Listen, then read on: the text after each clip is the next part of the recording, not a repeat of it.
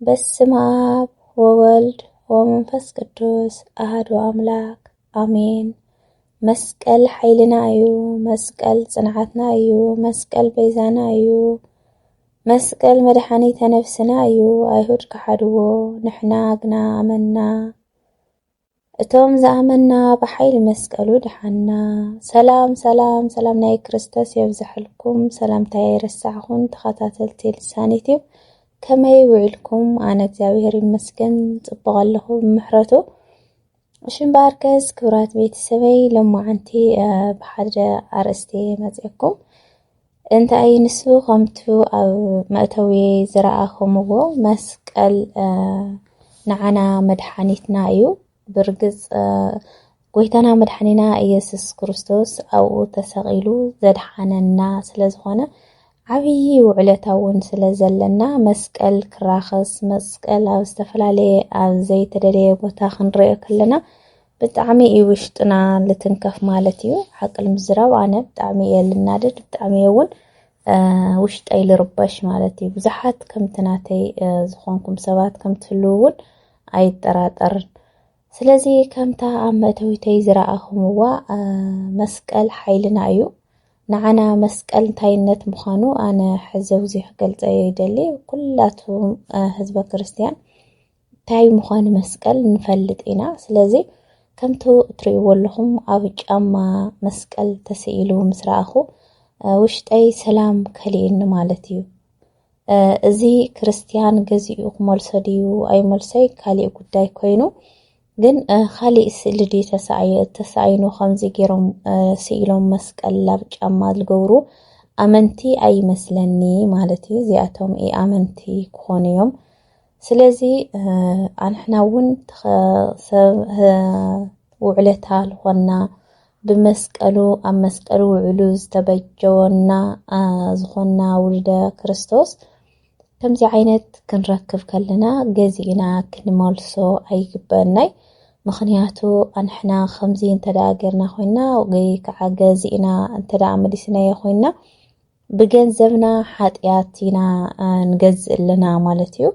ምክንያቱ ውዕለትኡ ረሲዕናዮ፣ ውዕለትኡ ዘንጊዕናዮ ተመሊስና ንረግጾ ኣለና ማለት እዩ። ክቡራት ቤተሰብ ከምቲ ትርእይዎ ኣለኹም ብእውነት መስቀል በቃ ኖርማል መስቀል ተስኢሉ ብድሕሪት ይኹን ብጎኒ ይኹን ብገለ።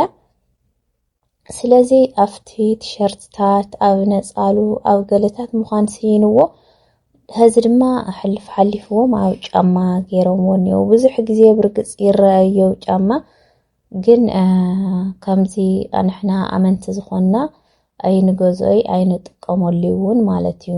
እዞም ኣይ ኣመንቲ ዝኾኑ ግን ካብ ቀደሞም ኣትሒዞም ይጥቀሙሉና ይሰርሕዎ እዮም ነይሮም ማለት እዩ። ብልበለፀ ድማ እሳቶም እውን ናህና ኣንጻር ስለልኸዱ ልኸምኡ እዮም ዝሰርሕዎ ኣለዉ እየ ልብል ኣነ እምበይ ካሊእ ዓይነት ስእሊ ተስኢኖ ይኮነይ ንዕኡ ክስእሉ ዝውዕሉ። ስለዚ ክቡራት ቤተሰብ ከምዚ ዓይነት ጫማ ክንረክብ ከለና ብገንዘብና ገዚእና ሕማቕ ሓጢያታት ክነምጽእ የብልናይ ባህሊት እየ። ስለዚ ብጣዕሚ ስለልተሰምዐኒ መስቀል ክንደይናይ ንዓና ውዕለታ ከም ዝተኸፈለልና ብደንቢ ገይረ እውን ስለ ዝፈልጥ ናይ ተግባር ሰባት ወላቲ ዘይኮና እቲ ዝወዓለልና ውዕለትኡ ግን ዝንጉዖ ሰብ ክህሉ ኢለ ኣይግምቲ። ኩላትና ንፈልጦ ኢና ብንእሱ እታ ኣብ ቀራንዮ ተሰቒሉ ዓርቢ መዓልቲ ዘረኣናያ ካብ ዓይንና ካብ ሕልናና ካብ ኣእምሮና ኣይትኸወሊ ማለት እዩ።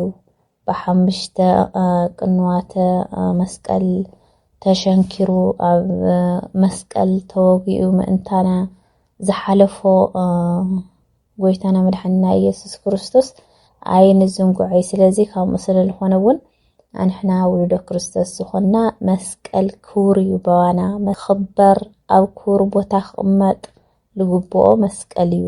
ኣይኾነይ ብእግርና ክንረግጾስ ብኢድና ክንሕዞ እውን ብጥንቃቐ ብንጽህና ክንሕዞ ልግበአና ሓደ ካብ እንተሃለወ መስቀል እዩ ማለት እዩ።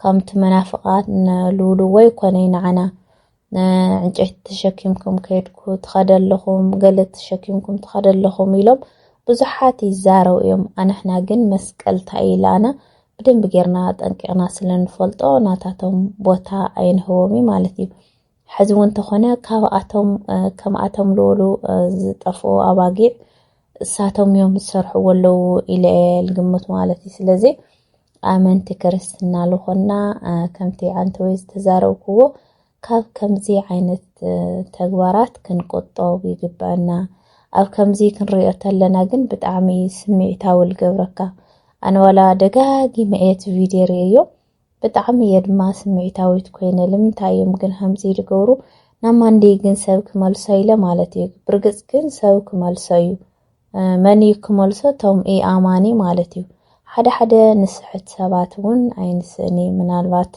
مستوم اي آماني من تزخونو مستوم نعنا زي مساسلو مسانا هيمانتهم زي خودو سابات محزنات زلون ويكع محزنات زلون سبات محزاي لجيتي مالتيو نزح الشاويت علم نمرأي نجيتي كد قاموا لي اليوم ممكن جيجا أيوب حق جيجا كحداتي يزي أخوني أو جمنا نجورسي أبيدنا كنحزون بنصهنا يبكنكنينا كنحزو لقبالنا سلازي كبرات بيت السوي كل جزء 24 ساعة برسنا مسكال حيلنايو مسكال سنانايو مسكال بيزانايو مسكال مدحانيت نفسنايو ايو دحدو نحنا قنا عملنا اتهم زعملنا بحيل مسكالو دحنا نالنا كل جزء كنزارو تلنا خندي كوايت عمنا اناون مسكال كسمعتلو صلاسنايت تطوقنا اي خولي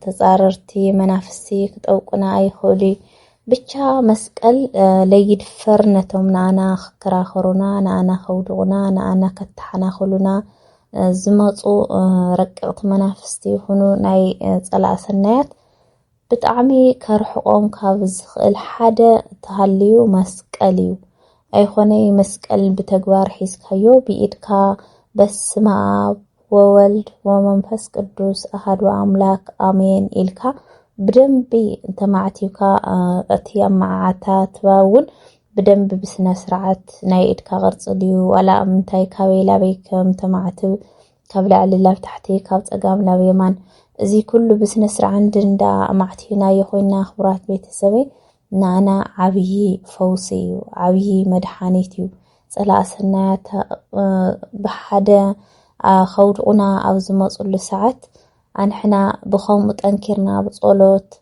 بتناي مسكال وعلتها امنت ملو امنت تهلينا من موضعهم اي ودغناي مالتي سلازي مسكال لانا كمتو هزيك زاروت انحو كل جزي زي ان تدقاقامي كندقمن بقالنا حيزنا كل جزي كنبلن كندي كوايت عما نعناون صبو حاجز اللون مالتي او سرحنا أسالتو أب طعنانا مولو صقا طعنا أب كل نجر صبغ نجر حيزانا لنا المصاينا مسكال حيلنا أيو حزون مسكال بمسكال لمصا مانم يكون مانم هم لي عقس فلوت يو مالتي خبرات بيت السبي سلازي نايلهم بروجرام زيات مسل نيرا خالي زي بخالي عرستي سكاو المصاكم كسكاو شو سسلنايو نخل بدي سبيهم